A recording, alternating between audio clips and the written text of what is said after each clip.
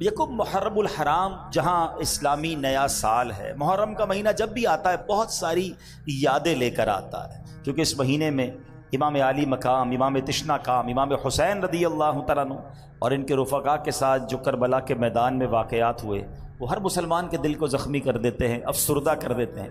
اور صرف عاشورہ کے دن یہی ایک واقعہ نہیں بلکہ اور بھی بہت سارے ہسٹوریکل واقعات ہوئے، لیکن اسی مہینے کی جو پہلی تاریخ ہے ہمیں ایک اور عظیم ہستی کی یاد دلاتی ہے، اور وہ ہستی کون ہے کہ جن کے ایمان لانے کی دعا نبی پاک نے فرمائی، یعنی اللہ سے مانگا ہے کہ یا اللہ ان کو ایمان کی دولت نصیب کر دے۔ معاملہ کیا تھا؟ مسلمان تھے 39، جس وقت یہ معاملہ ہوا صرف 39 مسلمان تھے، اور بڑی مشکل کے دن تھے۔ مسلمان چھپ کر عبادت کرتے تھے۔ کہاں عبادت کرتے تھے؟ دار ارقم میں۔ دار ارقم ایک مکان تھا جہاں مسلمان چھپ کر عبادت کرتے تھے۔ وہ کہاں تھا ایگزیکٹلی؟ جو لوگ مکہ مدینے گئے ہیں ذرا جلدی سمجھ جائیں گے۔ صفا کی پہاڑی سے جب ہم مروہ کے لیے چلتے ہیں، صفا مروہ میں جو صحیح ہوتی ہے، تو صفا سے جب آپ مروہ جاتے ہیں تو رائٹ سائڈ پہ، اب تو دیوار بن گئی ہے، مگر یہی وہ کوئی مکان تھا جہاں پر دار ارقم تھا۔ اچھا ایک اور بات سوچئے کہ اگر صفا کے قریب کوئی مکان تھا تو یہاں سے کعبہ کتنا دور تھا؟ چند قدم کے فاصلے پر، مگر حال یہ تھا کہ مسلمان طواف نہیں کر سکتے تھے، مسلمان کھلے عام عبادت نہیں کر سکتے تھے، ڈر کے، چھپ کے، بلکہ اپنے ایمان کا اظہار بھی نہیں کر سکتے تھے کہ ہم مسلمان ہو گئے۔ اتنا حال ٹینشن والے دن تھے۔ اب اس میں ایک ایسی شخصیت جو اسلام لانے سے پہلے بھی بڑے بہادر، بڑے جری اور جلال والے تھے، یقیناً آپ سمجھ گئے میں کس کا ذکر کر رہا ہوں، حضرت عمر فاروق رضی اللہ تعالیٰ۔ لیکن ابھی آپ ایمان نہیں لائے۔ آپ نے جب دیکھا کہ کوئی ایک ایسی ہستی آئی ہے جو ہمارے بتوں کے خلاف بات کرتی ہے، اللہ وحدہ لا شریک کی طرف بلاتے ہیں، ہمارے آبائے دین کے خلاف بات ہو رہی ہے، انہوں نے کیا کیا؟ تلوار اٹھائی اور کہا کہ میں معاذ اللہ مسلمانوں کے نبی کو شہید کر دوں گا۔ جب آپ جانے لگے تو راستے میں کسی نے روکا، اے عمر کہاں چلے؟ کہا سنا ہے کہ ایک نبی آئے ہیں اور مسلمانوں کے نبی ہیں اور ہمارے دین کے خلاف بات کرتے ہیں، میں آج ان کا کام ہی تمام کر دوں گا۔ معاذ اللہ 39 مسلمان تھے، اگر اس وقت معاذ اللہ عمر اٹیک کرتے اور اگر صحابہ یا اور لوگ بھی شہید ہو جاتے تو ایمان لانے والے کتنے تھے؟ بہت تھوڑے تھے۔ مگر اس شخصیت نے جنہوں نے انٹرسیپٹ کیا تھا، انہوں نے کہا عمر وہاں تو بعد میں جانا، پہلے ذرا اپنے گھر کی خبر تو لو، تمہاری بہن اور تمہارے بہنوئی بھی ایمان لے آئے۔ حضرت عمر کو بڑا غصہ آیا کہ یہ کیسے ہو سکتا ہے کہ میری بہن ایمان لے آئی، میری بہن مسلمان ہو گئی۔ آپ گھر پہنچے، اب آپ گھر پہنچتے تو گھر پر عجیب منظر ہے، اور وہ منظر یہ تھا کہ گھر کے باہر سے آپ نے دیکھا تو آپ کو آواز آ رہی تلاوت قرآن کی۔ تو حضرت عمر جو ہے بہت غصے میں گھر کے اندر داخل ہوئے، اور جیسے ہی گھر میں داخل ہوئے تو آپ نے اپنی بہن جو ہے اس پر گویا اٹیک کیا، اپنی بہن کو مارا، اپنے بہنوئی کو مارا۔ اور اب جب یہ سب کچھ ہو گیا تو بھائی بھائی ہوتا ہے، اس کو احساس ہوا کہ میں نے تو اپنی بہن کو لہو لہان کر دیا۔ تو آپ نے پھر اپنی بہن سے کہا کہ اے بہن یہ تو بتاؤ کہ تم پڑھ کیا رہی تھی؟ بہن کہتی قرآن پڑھ رہی تھی۔ کہا مجھے بھی دکھاؤ۔ کہا تم نہیں دیکھ سکتے، تم ہاتھ نہیں لگا سکتے، تم پہلے پاکی حاصل کرو۔ بہن کی ہمت دیکھیں کہ ایک تو بھائی نے لہو لہان کیا ہوا، لیکن قرآن کی عظمت دل میں کیسی ہے کہ تم پاک نہیں ہو، تم نے وضو نہیں کیا، یا تم غسل کرو۔ بہرحال وضو کیا اور اب قرآن پڑھنا شروع کیا۔ اچھا عربی تو لوگ تھے، قرآن عربی زبان میں تو ان کو پڑھنا تو آتا تھا، انہوں نے قرآن پڑھنا شروع کیا۔ تو جیسے ہی سورہ طٰہٰ کی آیتیں آپ کے سامنے آئیں اور آپ نے پڑھتے پڑھتے اس آیت پر پہنچے، اننی انا اللہ لا الہ الا انا فاعبدنی، بے شک میں ہی اللہ ہوں، میرے سوا کوئی معبود نہیں تو میری عبادت کر۔ بس جب یہ پڑھنا تھا حضرت عمر کا دل لرز اٹھا، قرآن نے اپنا اثر دکھانا شروع کیا، ایمان کی شمع روشن ہونا شروع ہوئی۔ اللہ اکبر، اب چلے نبی پاک کی بارگاہ میں، اب نیت بدل چکی ہے، اب ارادہ کچھ اور ہے، مگر تلوار پھر بھی ہاتھ میں ہے۔ اب ذرا سینیریو سمجھیے گا، حالات سمجھیے گا۔ حضرت عمر گئے اسی دار ارقم کے دروازے پر، دروازے کو دستک دی، صحابی نے چھپکے سے تھوڑا سا دروازہ کھول کر دیکھا کون آیا ہے، بڑے ڈینجرس دن تھے، تو دیکھا حضرت عمر ہیں، ہاتھ میں تلوار ہے۔ حضرت حمزہ بھی اس کمرے میں موجود تھے، حضرت حمزہ کہتے ہیں، ان صحابی نے کہا حضور عمر آئے ہیں اور ہاتھ میں تلوار ہے۔ حضرت حمزہ بھی تو شیر خدا تھے نا، فرمایا آنے دو عمر کو، اگر ارادہ ٹھیک ہے تو ٹھیک ہے، ورنہ عمر ہی کی تلوار ہوگی اور اس کا سر ہوگا۔ اب سبحان اللہ کمال دیکھیں، حضرت عمر تلوار لے کر آئے ہیں، عقل یہ کہتی ہے کہ نبی پاک تو پیچھے رہتے، کوئی صحابی جا کے دروازہ کھولتے تاکہ پیارے آقا کی پروٹیکشن رہے، مگر نبی پاک سے بڑھ کر بہادر کون ہے؟ میرے آقا تشریف لاتے ہیں، خود دروازہ کھولتے ہیں۔ اب حضرت عمر سامنے ہیں، نبی پاک سامنے ہیں، نبی پاک نے حضرت عمر کا دامن تھام کر کہا اے عمر کب تک لڑو گے، ایمان لے آؤ، یہ کہنا ہے، زبان مصطفیٰ سے الفاظ نکلنے ہیں۔ حضرت عمر نے کلمہ پڑھنا شروع کر دیا، اشہد ان لا الہ الا اللہ اشہد ان محمدن عبدہ ورسولہ، اللہ اکبر۔ ادھر حضرت عمر نے کلمہ پڑھا، وہ اندر جتنے صحابہ تھے سب نے بلند آواز سے نعرہ بلند کیا۔ نعرہ کیا تھا؟ نعرہ تکبیر۔ ذرا زور سے لگاؤ نا، نعرہ تکبیر۔ آپ کو پتہ ہے ان 39 صحابہ نے کیسا نعرہ لگایا تھا؟ حدیث کی کتابوں میں الفاظ ہیں، اتنے خوش ہوئے تھے کہ جب وہ نعرہ لگایا نا تو مکے کے پہاڑ گونج اٹھے۔ اچھا اب کفار مکہ سوچ رہے ہیں اللہ اکبر یا رسول اللہ، اب یا علی، اب مکے کے کفار سوچنے لگے ان کو ہو کیا گیا، یہ چھپ کے عبادت کرتے تھے، اتنی بلند آواز سے نعرے لگا رہے ہیں۔ تو کسی نے بتایا کہ عمر ایمان لے آئے۔ اب قریش کے لوگوں نے جب یہ سنا تو ان کی کمر ٹوٹ گئی، ان کو پتا تھا کہ کیا پرسنالٹی ہے، یعنی ان کو بڑا مان تھا حضرت عمر پر، حضرت عمر کی وجہ سے وہ بڑے اپنے آپ کو اسٹرانگ سمجھتے تھے، اور حضرت عمر اب مسلمان ہو گئے۔ حضرت عمر نے کمال پتہ کیا کیا؟ جیسے ایمان لائے نا، کہتے حضور کیا حق پر نہیں ہے؟ ہم چھپ کر نماز کیوں پڑھتے ہیں؟ ہم علل اعلان نماز کیوں نہیں پڑھتے؟ ہم کعبے کا طواف کیوں نہیں کرتے؟ ہو سکتا ہے کسی صحابی نے کہا ہو ہم پڑھتے تو ہیں، وہ مارتے ہیں، وہ پڑھنے نہیں دیتے۔ حضرت عمر نے کہا حضور آج ہی چلیں گے۔ اب کیا ہوا؟ آئے ہائے، تصور میں بڑا خوبصورت منظر آتا ہے، کیونکہ حدیث کی کتابوں میں پورا نقشہ لکھا ہوا ہے کہ اب دروازہ کھلتا ہے اور اس مکان سے 2 صفیں باہر نکلتی ہیں۔ ایک صف کو لیڈ کر رہے ہیں حضرت حمزہ رضی اللہ تعالیٰ عنہ شیر خدا، اور دوسری صف کو لیڈ کر رہے ہیں حضرت عمر فاروق۔ اور اب گئے یہ دونوں صفوں میں مل کر صحابہ کعبے کے سامنے۔ اچھا جب کعبے کے پاس گئے نا تو سارے کعبے کے گرد وہ تمام کفاروں کے سردار ہاتھ میں تلوار لیے، جنگجو، سپہ سالار سب کھڑے ہیں، ہر بار مارتے تھے، اگین ریڈی ہو گئے، آنے دو ان کو پھر مارتے ہیں۔ حضرت عمر نے پتہ کیا کہا؟ تاریخی جملے سنو، آپ فرماتے جس کو اپنی بیوی بیوہ کروانی ہے اور جس کو اپنے بچے یتیم کروانے ہو میرے سامنے آ جائے، خبردار جو ہمارے سامنے کوئی آیا۔ حضرت عمر کا یہ کہنا تھا، سب کی ٹانگیں کانپنے لگی۔ مسلمانوں نے نماز پڑھی اور طواف کیا، اللہ اکبر۔ ایک بڑی اہم بات حضرت عمر کی عظمت کے لیے سمجھو، میں اور آپ عزت والے پتہ ہے کیوں ہیں؟ ہم مسلمان ہیں، اسلام کی وجہ سے ہماری عزت ہے، اور حضرت عمر وہ ہیں کہ جن کے بارے میں کتابوں میں آتا ہے جب سے یہ ایمان لائیں اسلام کو عزت ملی۔ اب ذرا سوچے، اعز الاسلام والمسلمین، یعنی یہ وہ شخصیت ہیں جن کی وجہ سے اسلام کو عزت ملی، مسلمانوں کو عزت ملی۔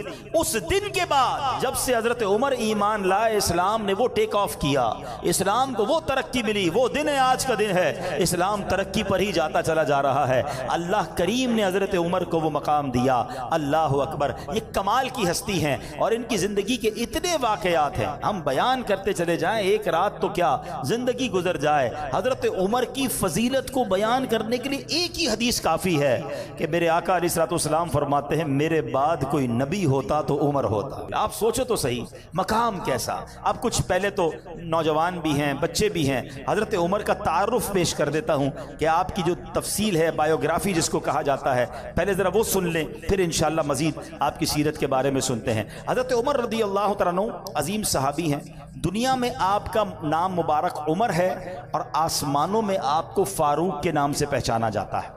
آسمانی کتاب تورات شریف میں آپ کا نام منطق الحق یعنی حق بات کہنے والے کے نام سے لکھا ہوا ہے۔ انجیل شریف میں آپ کا نام نام کافی ہے۔ جنت میں آپ کا نام اقدس سراج ہوگا۔ سراج کہتے ہیں چراغ کو۔ آپ 583 عیسوی میں ہجرت مدینہ سے 41 سال پہلے مکہ مکرمہ میں پیدا ہوئے۔ پیارے آقا علیہ الصلوۃ والسلام کے اعلان نبوت کے 6 سال 614 عیسوی میں آپ نے اسلام قبول کیا۔ پیارے آقا علیہ الصلوۃ والسلام نے آپ کے اسلام لانے کے لیے دعا فرمائی، اس لیے آپ کو مراد رسول کہتے ہیں۔ اب آؤ اعلیٰ حضرت کا وہ شعر سمجھ لو، کئی بار سنا ہوگا نا، اعلیٰ حضرت کہتے ہیں حضور کا دل جو ہے نا، آقا جو ہے جب ان بدبختوں کو دیکھتے تھے، بے ایمانوں کو دیکھتے تھے، ناری کہتے ہیں جہنم میں جانے والے، ان ناریوں کو دیکھتے تھے، آقا کا دل بہت دکھتا تھا کیونکہ بہت ظلم ہوتا تھا مسلمانوں پر۔ مگر جب عمر ایمان لائے تو نبی پاک کے دل میں ٹھنڈک آ گئی، جن کے ایمان لانے کے بعد مسلمانوں نے علل اعلان کعبے میں نماز ادا کی۔ پیارے آقا نے انہیں اپنا وزیر بنایا، نبی پاک کے ساتھ تمام غزوات میں، تمام معاملات میں مشیر رہے، نبی پاک کے وزیر رہے، پیارے آقا کے ساتھ تمام اسٹریٹجی پلاننگ میں شامل رہے۔ اور پھر اس کے بعد 13 سن ہجری مطابق 634 عیسوی یعنی 53 سال کی عمر مبارک میں آپ مسلمانوں کے دوسرے خلیفہ بنے، اور 24 ہجری مطابق 643 عیسوی میں مسجد نبوی شریف میں نماز فجر پڑھاتے ہوئے ایک بدبخت نے آپ پر خنجر سے حملہ کیا، جس سے آپ زخمی ہو گئے اور مدینہ منورہ میں شہادت ہوئی۔ آپ کی نماز جنازہ حضرت صہیب رضی اللہ تعالیٰ عنہ نے پڑھائی، اور سبحان اللہ تدفین کہاں ہوئی؟ آئے یہ بات سمجھو، حضرت عمر حضرت ابوبکر کی شان تو سمجھو، مدینے میں مرنا بہت بڑی سعادت، جنت البقیع میں تدفین بڑی سعادت، ہماری تو زندگی کی تمنا یہ ہے، مگر حضرت عمر کی قسمت پر ہماری جانیں قربان کہ تدفین بھی ہوتی ہے تو میرے آقا کے ساتھ ہوتی ہے۔ ایک اور عشق والی بات بتاؤں، شہادت ہوئی نا، یہ تمنا تھی آپ کی، حضرت عمر کی دعا ہے، اور آج تک علماء اس دعا کو، حدیث کی کتابوں پہ دعا ہے، اللہم ارزقنا شہادتن فی سبیلک واجعل موتی فی بلد حبیبک، اے اللہ مجھے اپنی راہ میں شہادت کی موت عطا فرما اور مجھے مدینے میں موت نصیب فرما۔ یعنی شہادت بھی مانگی اور مدینہ بھی مانگا، فجر میں حملہ ہوا، شہادت بھی ملی اور مدینہ بھی ملا اور روضہ رسول بھی ملا۔ یہ دعا بڑی مقبول ہے، مانگتے رہا کرو، اے اللہ ہم بھی دعا مانگتے، اللہم ارزقنی شہادتن فی سبیلک وَاجْعَلْ مَوْتِي فِي بَلَدِ حَبِيبِكَ، اے اللہ ہمیں مدینے کے سوا کہیں اور موت نہ دینا۔ حضرت عمر کا واسطہ میرے مولا، مدینے میں ایمان والی، عافیت والی، شہادت والی موت ہم سب کو نصیب فرما۔ وصلی اللہ تعالی علی خیر خلقہ محمد وآلہ وصحبہ اجمعین۔ ایک اور خوبصورت بات، علماء فرماتے ہیں کہ انسان کا جو وجود بنتا ہے نا، وہ اسی مٹی سے بنتا ہے کہ جہاں اس نے دفن ہونا ہوتا ہے، ٹھیک ہے نا؟ ایک جملہ سنا ہوگا آپ نے، پہنچی وہیں پہ خاک جہاں کا خمیر تھا، یعنی جس مٹی سے میں اور آپ جس مٹی سے بنائے گئے نا، اسی جگہ جا کے دفن ہونا ہے۔ یہ اللہ کی شان ہے، اور ایسا ہوتا بھی ہے۔ بزرگ بیٹھے ان سے پوچھیں، کوئی بندہ دنیا میں پتہ نہیں ٹریول کرتا کرتا کہاں پہنچتا ہے، اس کی وہاں موت آ جاتی ہے، لوگ کہتے ہیں اس کی وہیں لکھی ہوئی تھی۔ تھوڑے دنوں پہلے دیکھا نا آپ نے، 2.5 لاکھ ڈالر دے کر بھی سمندر کی تہ میں گئے نا، کیونکہ موت وہاں لکھی تھی۔ کچھ 28 25 لاکھ دے کے گئے، وہ بیچارے ڈوب گئے، موت وہاں لکھی، جہاں لکھی ہے نا وہیں آئے گی، اور جس مٹی سے بنایا اسی مٹی میں تدفین ہوگی، ٹھیک ہے؟ اب حضرت عمر اور حضرت ابوبکر صدیق کو کس مٹی سے بنایا گیا؟ ہاں یہ سمجھو بات، علماء کہتے ہیں جس مٹی سے نبی پاک کی تخلیق ہوئی ہے نا، اسی مبارک مٹی سے حضرت عمر اور حضرت ابوبکر صدیق کی بھی تخلیق ہوئی ہے۔ بالکل ساتھ ہی ہے نا روضہ رسول پر، یعنی اسی مٹی کو، یعنی اللہ کریم نے پہلے سے ہی چن لیا تھا انہیں۔ یہ نبی پاک کے وہ ساتھی ہیں جو سلیکٹڈ ہیں۔ اللہ کی شان دیکھو کہ اللہ نے ان کو یہ مرتبہ کیسا عطا فرمایا۔ اور سبحان اللہ، ایک بار نبی پاک صحابہ کے سامنے آئے، پیار کتنا تھا پتہ ہے نبی پاک حضرت ابوبکر صدیق اور حضرت عمر میں پیار کتنا تھا کہ ایک بار نبی پاک اپنے صحابہ کے سامنے آئے، سیدھے ہاتھ میں حضرت ابوبکر صدیق کا ہاتھ تھا اور بائیں ہاتھ میں حضرت عمر فاروق رضی اللہ عنہ کا۔ آج صحابہ کے سامنے آئے نا، کہا دیکھ لو جیسے آج آئے ہیں محشر کے میدان میں بھی ایسے ہی آئیں گے۔ کیا شان، کیا شان۔ تو حضرت عمر کی کیا بات کریں، سبحان اللہ۔ اب کچھ برکت لینے کے لیے، واقعی سچی بات بتاؤں، آج جس ہستی کا ذکر کرنے بیٹھے نا، اسپیچ لیس ہو جاتا ہے انسان، الفاظ ہی نہیں ہے ہمارے پاس، ان کی ہم کیا شان بیان کریں، ہماری اوقات ہی نہیں ہے، مگر برکت لینے کے لیے کہتے ہیں نا، نیک لوگوں کا ذکر کرو تو رحمتیں نازل ہوتی ہیں۔ ہم اس نیت سے حضرت عمر کا ذکر کر رہے ہیں کہ ہم پر بھی رحمتیں برس جائیں، اور شاید ان کی سیرت سے میں اور آپ کچھ سیکھ کر آج کھڑے ہو جائیں۔ حضرت عمر کے بارے میں آتا ہے کہ ایک بار نبی پاک علیہ الصلوۃ والسلام کسی معاملے میں فکر مند تھے، تو فاروق اعظم نے عرض کیا کہ حضور فکر کی کیا بات ہے، اللہ پاک آپ کے ساتھ ہے۔ فرشتے آپ کے ساتھ ہیں، حضرت جبریل آپ کے ساتھ ہیں، حضرت میکائیل علیہ السلام آپ کے ساتھ ہیں، حضرت ابوبکر آپ کے ساتھ ہیں، میں بھی آپ کے حاضر خدمت ہوں، سارے مسلمان آپ کے ساتھ ہیں۔ تسلی دینے کے لیے حضرت عمر نے نبی پاک کو یہ الفاظ کہے۔ یہ الفاظ بارگاہ الہی میں کیسے مقبول ہوئے کہ ایک قرآن پاک کی آیت نازل ہوتی ہے۔ حضرت عمر کی شان یہ ہے، آپ بات کرتے تھے، مشورہ دیتے تھے، قرآن نازل ہوتا تھا۔ اب سنیں کیا قرآن کی آیت نازل ہوئی، فَإِنَّ اللَّهَ هُوَ مَوْلَاهُ وَجِبْرِيلُ وَصَالِحُ الْمُؤْمِنِينَ، تو بے شک اللہ خود ان کا مددگار ہے، اور جبریل اور نیک ایمان والے۔ امام جلال الدین سیوطی شافعی رحمۃ اللہ تعالی علیہ اس آیت کی تفسیر میں فرماتے ہیں، صالح المؤمنین ابو بکر و عمر، کہتے ہیں اس آیت میں جو نیک مومن کی طرف اشارہ ہے نا، اس سے مراد صدیق اکبر ہیں اور عمر فاروق اعظم ہیں۔ یعنی قرآن نے ان کو صالح مومن فرمایا، اور انہوں نے نبی پاک سے جو عرض کیا، اللہ نے قرآن کی آیت نازل فرما دی۔ سبحان اللہ۔ حدیث پاک کی مشہور کتاب ترمذی، اس میں روایت ہے کہ جب یہ حکم نازل ہوا کہ اللہ پاک کے پیارے حبیب علیہ الصلوۃ والسلام کی بارگاہ میں جب مسلمان گفتگو کریں تو آواز پست رکھیں، اپنی آواز کو اونچا نہ کریں، ورنہ تمہارے اعمال، تمہاری نمازیں، تمہارے روزے، تمہارے حج برباد ہونے کا اندیشہ ہے۔ اب جب یہ حکم نازل ہوا نا تو حضرت ابوبکر صدیق، حضرت عمر فاروق رضی اللہ تعالیٰ عنہ نے بہت زیادہ احتیاط کرنا شروع کر دی۔ حضرت عمر تو اتنی مائنر آواز میں، اتنی ہلکی آواز میں بات کرتے تھے کہ نبی پاک علیہ الصلوۃ والسلام کو دوبارہ پوچھنا پڑتا تھا، عمر کیا کہا تم نے، کیونکہ وہ بہت اپنی آواز کو ہلکا رکھتے تھے۔ اچھا، ادب کا تقاضا تھا، دھیمی آواز میں بات کر رہے ہیں، قرآن پاک کی آیت نازل ہوتی ہے۔ اب سنو قرآن کیا کہتا ہے، ان الذین یغضون اصواتهم عند رسول اللہ۔ قرآن کہتا ہے بے شک جو لوگ اللہ کے رسول کے پاس اپنی آوازیں نیچی رکھتے ہیں، اولئک الذین امتحن اللہ قلوبہم للتقوی، یہی وہ لوگ ہیں جن کے دلوں کو اللہ نے پرہیزگاری کے لیے پرکھ لیا ہے۔ پھر آگے انعام کیا ہے ان کے لیے، لہم مغفرۃ و اجر عظیم، ان کے لیے بخشش اور بڑا ثواب ہے۔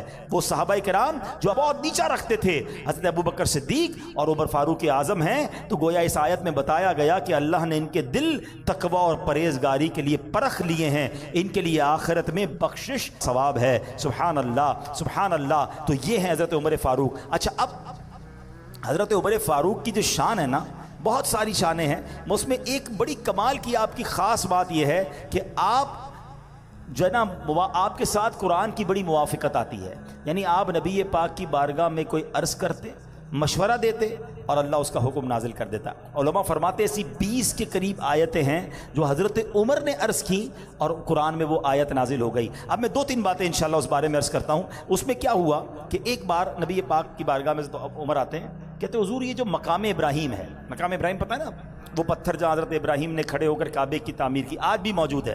اچھا، ایک بڑی مشہور آیت ہے، سب کو یاد ہوگی تقریباً، وَاتَّخِذُوا مِن مَّقَامِ إِبْرَاهِيمَ مُصَلًّى، اور ابراہیم کے کھڑے ہونے کی جگہ کو اپنی جائے نماز بناؤ، مصلی بناؤ، ٹھیک ہے۔ اور ساری دنیا پڑھ، جیسے طواف ہوتا ہے کیا کرتے ہیں، مقام ابراہیم پہ نفل پڑھنے، وہاں نہیں ملتی جگہ تو کہیں اور پڑھتے ہیں، مگر لوگ چاہتے ہیں اس کے قریب پڑھیں۔ مگر آپ کو پتہ یہ حکم کیسے آیا؟ حضرت عمر نے ایک بار نبی پاک سے عرض کیا، حضور کیا ایسا نہیں ہو سکتا کہ ہم ابراہیم علیہ السلام کے جو مقام ہے، مقام ابراہیم کو ہم مصلی بنا لیں؟ حضرت عمر نے مشورہ دیا، جبریل امین حاضر ہوتے ہیں اللہ کے نبی کی بارگاہ میں یہ آیت لے کر، وَاتَّخِذُوا مِن مَّقَامِ إِبْرَاهِيمَ مُصَلًّى۔ ہائے ہائے ہائے، اور اے مسلمانوں، تم ابراہیم کے کھڑے ہونے کی جگہ کو نماز کا مقام بناؤ۔ اے صفا مروہ کرنے والو، حج پہ جاتے صفا مروہ کرتے، عمرے پہ جاتے صحیح کرتے ہو نا؟ آپ کو پتہ پہلے نہیں ہوتی تھی؟ ہاں، یہ کیسے ہوا؟ حضرت عمر نے نبی پاک سے عرض کیا کہ حضور ہم کعبے کا تو طواف کرتے ہیں، کیا یہ اچھا ہم صفا مروہ کے درمیان بھی چکر لگا لیا کریں؟ مشورہ دیا نبی پاک کو۔ اللہ اکبر، ان کی شان دیکھو، جبریل امین آتے ہیں اور اللہ کے نبی کی بارگاہ میں کون سی آیت لے کر آتے ہیں؟ کتنی مشہور آیت ہے، ان الصفا والمروۃ من شعائر اللہ فمن حج البیت او اعتمر فلا جناح علیہ ان یطوف بہما۔ قرآن کہتا ہے بے شک صفا اور مروہ اللہ کی نشانیوں میں سے ہے، جو اس گھر کا حج اور عمرہ کرے اس پر کچھ گناہ نہیں کہ ان دونوں کے چکر لگائے۔ اللہ اکبر، یہ مشورہ تھا فاروق اعظم کا، اور قرآن کی آیت نازل ہو جاتی۔ کس قدر بڑا مرتبہ ہے۔ اچھا، ایک بار کیا ہوا، ایک کافر تھا ابن سوریا، یہ بڑا بدبخت تھا، اس نے نبی پاک سے کہا کہ ہم جبریل کے دشمن ہیں، آپ کے پاس جبریل اللہ کا پیغام لاتے ہیں نا، اگر میکائیل لاتے نا تو ہم کلمہ پڑھ لیتے. تمہارے نبی کے پاس چونکہ جبریل آتے ہیں تو ہم جبریل کے دشمن ہیں. اب بڑی عجیب سی بات کی. تو حضرت عمر نے اس کو جواب کیا دیا؟ آپ ذرا مزے کی بات سنیے گا. حضرت عمر نے جب یہ سنا نا کہ یہ جبریل کے دشمنی کی باتیں کر رہا ہے تو حضرت عمر نے کیا کہا؟ من کان عدوا للہ وملائکتہ ورسلہ وجبریل ومیکال فإن اللہ عدو للکافرین. آپ نے اس کو جواب دے دیا، اپنی طرف سے جواب دے دیا. حضرت عمر نے اس کافر کو جواب دیا. ادھر جبریل امین نبی پاک کی بارگاہ میں آیا اور آپ کو پتہ کیا آیت نازل ہوئی؟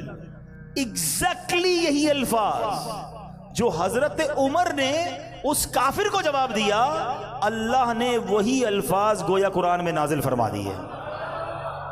ہائے ہائے ہائے. ہاں اب آیت سنو اور اس کا ترجمہ سنو. آیت کیا ہے؟ من کان عدوا للہ وملائکتہ ورسلہ وجبریل ومیکال فإن اللہ عدو للکافرین. تو جو کوئی اللہ اور اس کے فرشتوں اور اس کے رسولوں اور جبرائیل اور میکائیل کا دشمن ہو تو اللہ کافروں کا دشمن ہے. سبحان اللہ. جبھی کہتے ہیں نا کہ عمر کی زبان پر حق جاری ہوتا تھا. ایک بار کیا ہوا کہ اسلام میں پہلے شراب حلال تھی، ٹھیک ہے نا، لوگ پیتے تھے شراب. تو اب حکم یہ نازل ہوا کہ حضرت عمر نے اللہ کی بارگاہ میں دعا کی. ان کو اچھا نہیں لگتا تھا لوگ کیوں شراب پیتے ہیں. شراب پیتے ہیں تو ان کی عقلیں معاف ہو جاتی ہیں، عجیب عجیب باتیں کرتے ہیں، عجیب عجیب حرکتیں کرتے ہیں. ہمارے پاس شراب جائز نہیں ہونی چاہیے. اب ان کا دل تو کہتا تھا مگر اسلام میں منع نہیں تھا. تو آپ نے اللہ کی بارگاہ میں دعا کی، اللہم بین لنا فی الخمر، یعنی الہی شراب کے معاملے میں ہماری رہنمائی فرما. تو اب ارشاد کیا ہوا؟ یا ایھا الذین آمنوا لا تقربوا الصلاۃ وانتم سکارا حتی تعلموا ما تقولون. قرآن کہتا ہے اے ایمان والو نشے کی حالت میں نماز کے پاس نہ جاؤ جب تک سمجھنے نہ لگو وہ بات جو تم کہو. یعنی پہلا حکم کیا آیا تھا کہ شراب نماز کے وقت نہیں پینی ہے، یعنی نشے میں نماز نہ پڑھیں، باقی شراب منع نہیں تھی.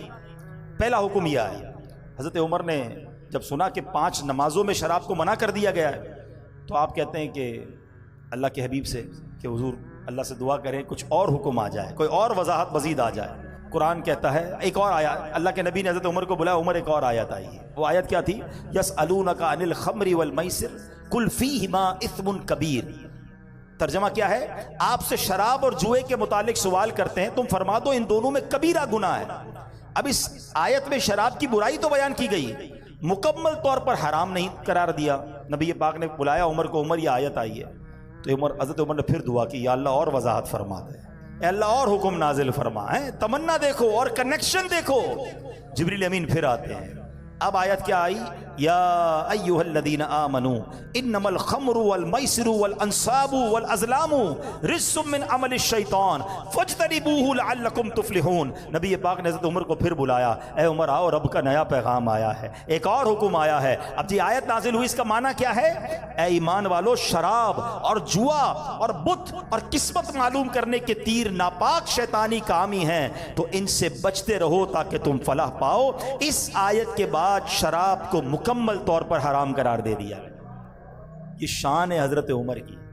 ریئلائز تو کرو کہ قیامت تک قرآن کی تلاوت ہوتی رہے گی، اور جب جب ان آیتوں کی تلاوت ہوتی رہے گی سبحان اللہ عظمت عمر فاروق کا اعلان ہوتا رہے گا. ملی تائید خدا، تائید حبیب خدا، مل گئی تائید اصحاب خیر الورا، دیا حق نے ان کا ساتھ ہے، فاروق اعظم کی کیا بات ہے.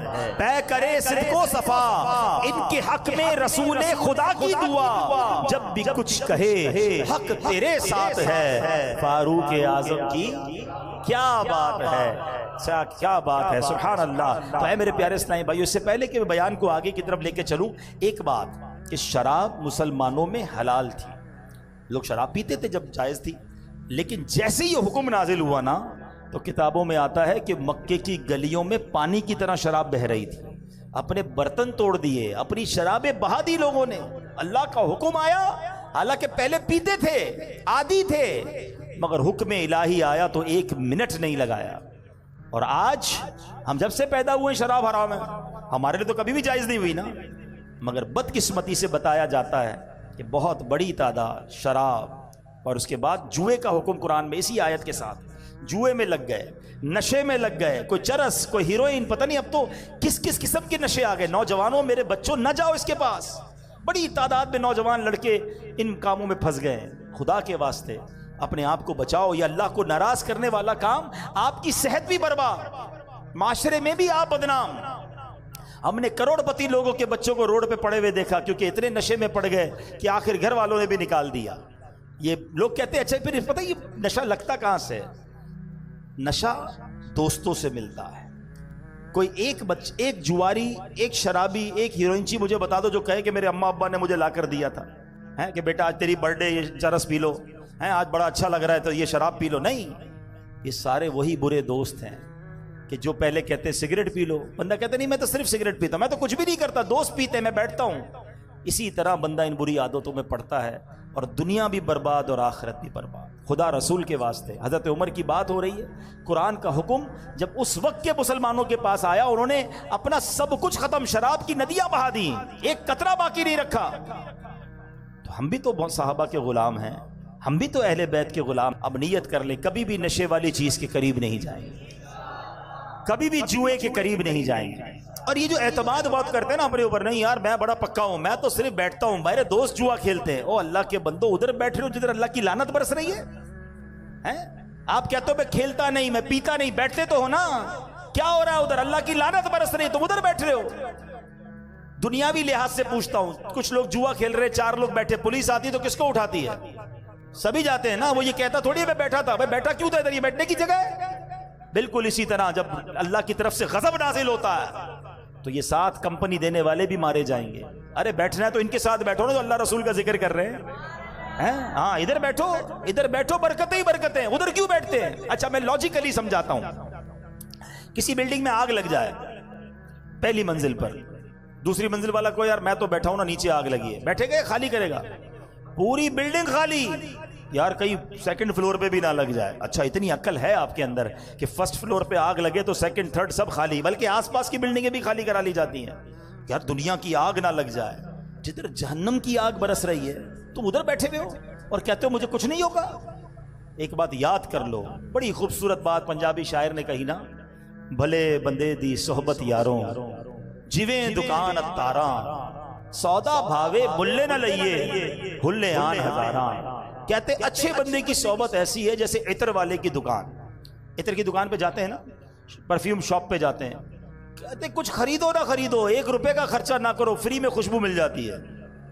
جیسے ہی داخل ہوتے پہلی خوشبو آ جاتی ہے, مزہ آ جاتا ہے. پھر وہ لگا بھی دیتا ہے سیمپل, تھوڑے اور سیمپل بھی لگوا لیتے ہیں, فری میں خوشبو مل گئی. کہا یہ اچھا آدمی ہے, یہ اچھے آدمی کی صحبت ہے. یہ نیک لوگوں کی صحبت میں بیٹھتے ہیں نا, کچھ کیا نہیں کیا, برکت ملی گئی, خوشبو آئی گئی, رحمت کے چھینٹے برس ہی گئے.